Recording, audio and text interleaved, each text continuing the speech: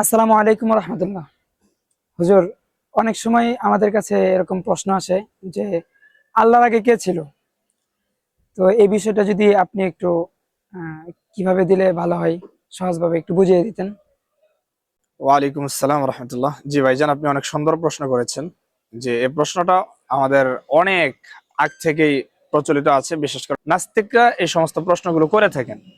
তো সেক্ষেত্রে আপনি তাকে সুন্দরভাবে জবাব দিতে পারেন যে তাকে ধরেন যে আপনি বললেন 1 থেকে 10 পর্যন্ত গণনা করার জন্য।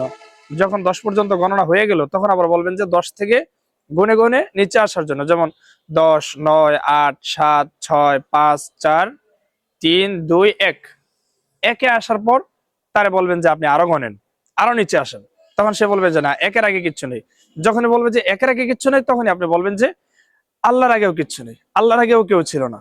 আশা করছি যে ও যদি বুঝবান হয়ে থাকে তাহলে এতটুকুতেই বুঝে যাবে।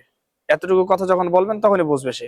আর যদি অবুঝ হয় অথবা তার অন্তরে সিলমোহর মারা থাকে, তাহলে দিনের যে বুঝ আছে সেটা আসবে না। আল্লাহ তাআলার পক্ষ থেকে তার বুঝতে হবে যে তার সিলমারা অথবা তার কপাল পোড়া। ঠিক আছে।